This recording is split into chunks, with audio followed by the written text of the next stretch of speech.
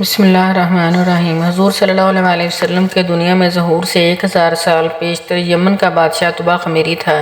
ایک مرتبہ اپنی سلطنت کے دورے کے لیے نکلا۔ 12,000 عالم حکیم، 1,32,000 سوار، 1,13,000 پیادے اپنے ہمراہ لیے ہوئے اس شان و شوق سے نکلا۔ جہاں بھی پہنچتا اس کی شان و شوکت شاہی دے کر مخلوق خدا چاروں طرف سے نظارے کے لیے جمع ہو جاتی۔ بادشاہ جب دورہ کرتا مکہ معظمہ پہنچا تو اہل مکہ سے کوئی اسے دیکھنے نہ آیا۔ بادشاہ حیران ہوا اور اپنے وزیر سے اس کی وجہ پوچھی تو اس نے تحقیق میں بتایا کہ اس شہر میں ایک غار ہے جسے بیت اللہ کہتے ہیں۔ اس کے اور اس کے خادموں کی جو جہاں کے باشندے ہیں تمام لوگ بے حد تعظیم کرتے ہیں، اور جتنا آپ کا لشکر ہے اس سے کہیں زیادہ دور اور نزدیک کے لوگ اس گھر کی زیارت کو آتے ہیں اور یہاں کے باشندوں کی خدمت کر کے چلے جاتے ہیں۔ پھر آپ کا لشکر ان کے خیال میں کیوں آیا؟ یہ سن کر بادشاہ کو غصہ آیا اور قسم کھا کر کہنے لگا، میں اس گھر کو کھدوا دوں گا، یہاں کے باشندوں کو قتل کروا دوں گا۔ یہ کہنا تھا کہ بادشاہ کے ناک اور منہ آنکھوں سے خون بہنا شروع ہو گیا۔ ایسا بدبودار مادہ بہنے لگا کہ اس کے پاس کوئی بیٹھنے کو بھی ہمت نہیں کر رہا تھا۔ اس مرض کا علاج کیا گیا مگر افاقہ نہ ہوا۔ شام کے وقت بادشاہی علماء میں سے ایک عالم ربانی تشریف لائے اور نبض دیکھ کر فرمایا، مرض آسمانی ہے اور علاج زمین کا ہو رہا ہے۔ بادشاہ، آپ نے اگر کوئی بری نیت کیا ہے تو فوراً سے توبہ کریں۔ بادشاہ نے دل میں بیت اللہ شریف اور خدام کعبہ کے متعلق اپنے ارادے سے توبہ کی۔ توبہ کرتے ہی اس کا وہ خون اور مادہ بہنا بند ہو گیا اور ساتھ ہی اللہ تعالیٰ نے اسے ایمان کی دولت سے مالا مال کر دیا۔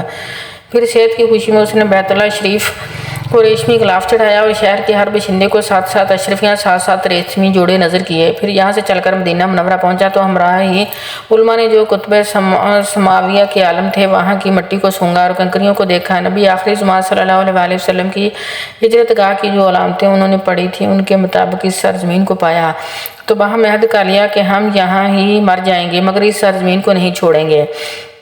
اگر ہماری قسمت نے یاوری کی تو کبھی نہ کبھی جب نبی آخری زمان صلی اللہ علیہ وسلم تشریف لائیں گے تو ہمیں بھی زیارت کا شرف حاصل ہو جائے گا، ورنہ ہماری قبروں پر تو ضرور کبھی نہ کبھی ان کی جوتیوں کی خاک اڑ کر پڑ جائے گی جو ہماری نجات کے لیے کافی ہوگی۔ یہ سن کر طبع خمیری نے ان عالموں کے واسطے 400 مکان بنوائے اور اس بڑے عالم ربانی کے مکان کے پاس حضور صلی اللہ علیہ وسلم کی خاطر 2 منزلہ عمدہ عمارت تعمیر کروائی اور وصیت کی کہ جب آپ صلی اللہ علیہ وسلم تشریف لائیں تو یہ مکان آپ کی آرام گاہ ہوگا۔ ان 400 علماء کی کافی مالی امداد بھی کی اور کہا کہ تم ہمیشہ یہی رہو۔ پھر سب سے بڑے عالم ربانی کو ایک خط لکھ کر دیا اور کہا، میرا یہ خط اس آخری نبی صلی اللہ علیہ وسلم کی خدمت اقدس میں پیش کر دینا کہ اگر زندگی بھر تمہیں حضور کی زیارت کا موقع نہ ملا تو اپنی اولاد کو وصیت کر دینا، نسلاً بنسلاً میرا یہ خط محفوظ رکھیں حتیٰ کہ سرکار عبد قرار صلی اللہ علیہ وسلم کی خدمت میں پیش کیا جائے۔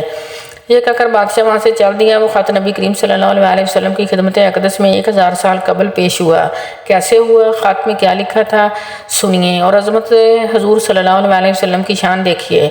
کم ترین مخلوق طبع خمیری اول کی طرف سے شفیع المذنبین سید المرسلین صلی اللہ علیہ وسلم، اما بعد، اے اللہ کے حبیب، میں آپ پر ایمان لاتا ہوں، جو کتاب آپ پر نازل ہوگی اس پر بھی ایمان لاتا ہوں، میں آپ کے دین پر بھی ہوں۔ بس اگر مجھے آپ کی زیارت کا موقع مل گیا تو بہت اچھا و غنیمت ہے، اگر میں آپ کی زیارت نہ کر سکا تو میری شفاعت فرمانا اور قیامت کے روز مجھے فراموش نہ کرنا۔ میں آپ کی پہلی امتوں میں سے ہوں، آپ کے ساتھ آپ کی آمد سے پہلے بھی بیعت کرتا ہوں۔ میں گواہی دیتا ہوں کہ اللہ ایک ہے اور آپ اس کے سچے رسول ہیں۔ شاہ یمن کا یہ خط نسلاً 400 علماء کے اندر حفظ جان کی حیثیت سے محفوظ چلا آیا اور یہاں تک کہ 1000 سال کا عرصہ گزر گیا۔ ان علماء کی اولاد سے کثرت سے بڑی اور مدینہ کی آبادی میں کئی گنا اضافہ ہو گیا۔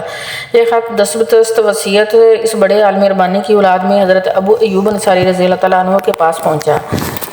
آپ نے وہ خط اپنے غلام خاص ابو لیلہ کی تحویل میں رکھا۔ جب حضور صلی اللہ علیہ وسلم نے مدینہ ہجرت فرمائی اور مدینہ کو الوداعی گھاٹی منشیات کی گھاٹیوں میں سے آپ کی اونٹنیاں اما دار ہوئی تو مدینہ کے خوش نصیب لوگ محبوب خدا کے استقبال کرنے کے لیے جوک آ رہے تھے، اور کوئی اپنے مکانوں کو سجا رہا تھا، کوئی گلیوں اور سڑکوں کو صاف کر رہا تھا، کوئی دعوت کا انتظام کر رہا تھا۔ سب یہی اصرار کر رہے تھے کہ نبی کریم صلی اللہ علیہ وسلم میرے گھر تشریف لائیں۔ حضور صلی اللہ علیہ وسلم نے فرمایا، میری اونٹنی کی نکیل چھوڑ دو، جس گھر میں یہ ٹھہرے گی جب بیٹھ جائے گی میں وہیں قیام کروں گا۔ چنانچہ جو 2 منزلہ مکان شاہ یمن طبع خمیری نے حضور صلی اللہ علیہ وسلم کی خاطر بنایا تھا حضرت ابو ایوب انصاری رضی اللہ تعالیٰ عنہ کی تحویل میں تھا۔ اس میں نبی کریم صلی اللہ علیہ وسلم کی اونٹنی جا کر ٹھہری۔ لوگوں نے ابو لیلہ کو بھیجا کہ جاؤ حضور شاہ کو یمن طبع خمیری کا خط دے آؤ۔ جب ابو لیلہ حاضر ہوئے تو حضور صلی اللہ علیہ وسلم نے اسے دیکھتے ہی فرمایا، ابو لیلہ۔ یہ سن کر ابو لیلہ حیران ہو گیا۔ حضور صلی اللہ علیہ وسلم نے فرمایا، میں محمد رسول اللہ ہوں، شاہ یمن کا جو خط تمہارے پاس ہے لاؤ مجھے دے دو۔ چنانچہ ابو لیلہ نے وہ خط دیا۔ حضور صلی اللہ علیہ وسلم نے پڑھ کر فرمایا، صالح بھائی،